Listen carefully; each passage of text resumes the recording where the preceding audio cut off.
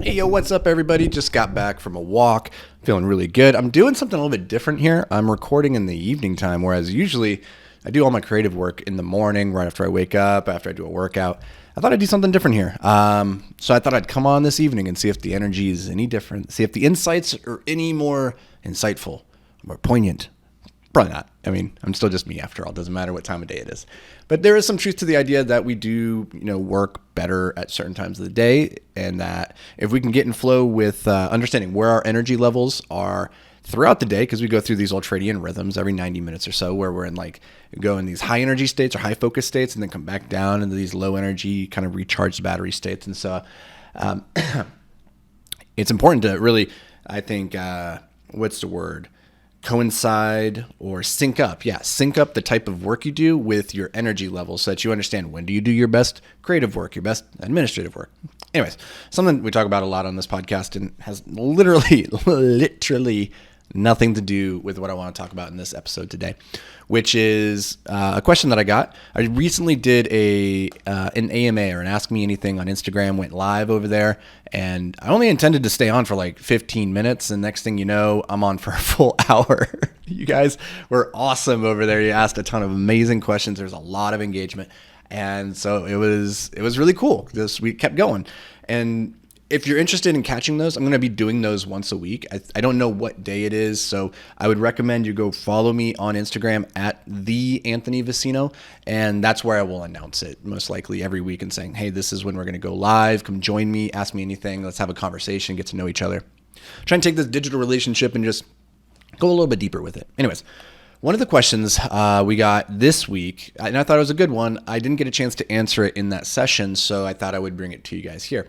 Question is, what I can't remember if it was what is the mistake or what are the mistakes. But anyways, what are the mistakes that you find yourself continually making? And this is a really good question, I think, because I think it's a good question that we'd all ask ourselves, is trying to understand what are those things that, though we know what we should do or how we should do something, we tend to keep making the mistake and doing it wrong, or falling into the age-old traps. And so I thought about this a little bit, and there's two things that immediately came to mind. So if they came immediately to my mind, then they are probably the mistakes that I continually make the most frequently. And these two, I think you might be able to relate to. I think a lot of people listening to this will be able to relate. So the first one is shiny object syndrome. I can blame my ADHD. I can say, I have this fleeting attention span. I have this, I am a dopamine seeking missile. And so I am always looking for new, novel things to keep my brain excited and engaged. I can blame that, but I'm not gonna. The truth is, I'm a human. Humans like novelty. We like new things. And so I find myself particularly struggling with shiny object syndrome. Now, I'm much, much better now than I was, say, 10, 15, 20 years ago.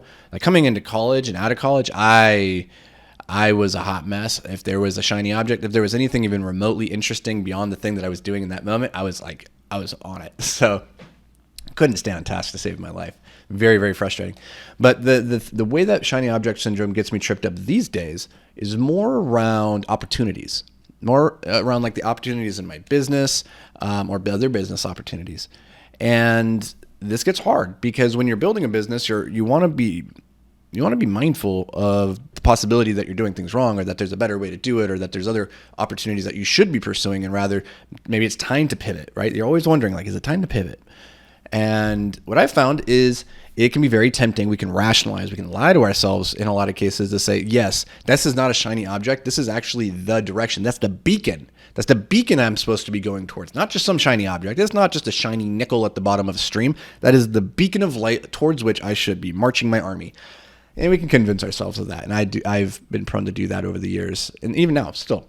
And I have to continually bring myself back and reassess what are the most important things. Like getting back to that idea of like, what are the priorities that are going to move you towards your goal, and just always being really clear about that. Because if you're not very clear about your desired end state, then you can easily find yourself justifying any path to go any direction.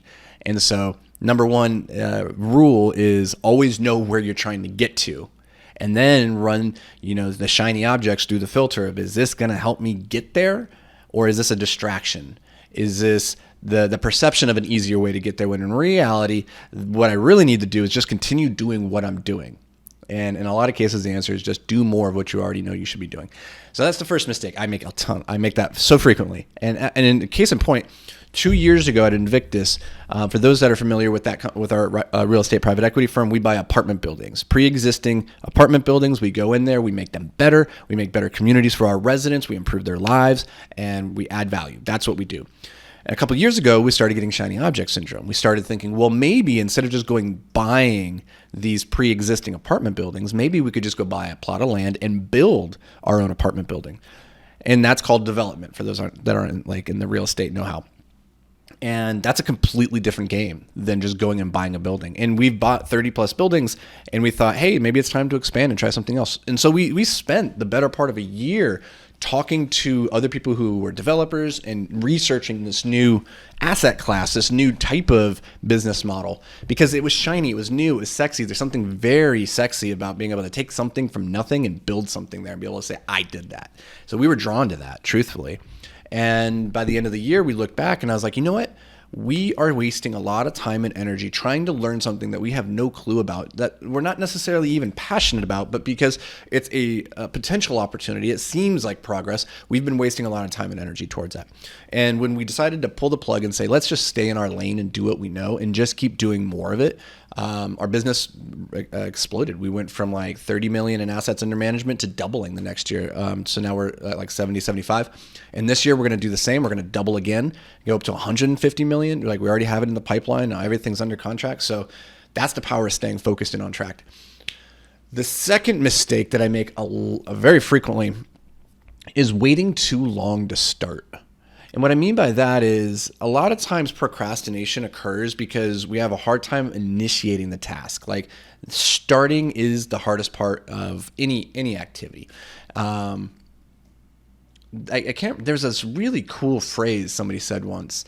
It was something to the effect of like, it will take 20 years to complete this project, but 19 of those years will be spent thinking about taking the first step, or something to that effect. And I find that incredibly true, especially when it comes to business and launching products or taking initiatives or launching anything. We often take way too much time to take those steps, to take the action, when in business and in life, speed is king. Speed wins championships. And so the ability, like your ability to get things done is often predicated on how compressed you can make the timeline between when you have the thought and when you bring that thought into fruition. And I think Alex Hormozi was talking about this on a podcast I was listening to recently, and I think he put it a really interesting way. He said, if we think about power as the gap between when we have a thought and our ability to make that thought reality, then an omnipotent being, an all-powerful being, would think and the thing would be done. Like they would think reality into being, right? And that's our perception of like an omnipotent being. They think and therefore it is. And so then as we're humans, there's a gap between when we think the thing and then when we actually create the thing. The more powerful you are then is your ability to shrink that time period, to make it as short as possible. And in that, like regardless of whether or not that product, that thing that you end up making is good or the right thing even, you learn so much in that process of having started. And I find that learning, 80% of my learning occurs like within the first handful of hours on a task.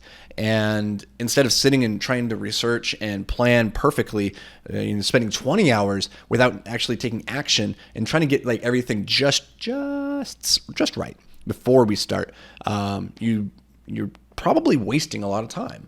And I find that's been the big mistake that I often make, is just waiting too long to start, thinking it's going to be harder. I need to be more prepared. I need to do more planning. I'm not quite ready yet. And the truth is, you'll never feel ready.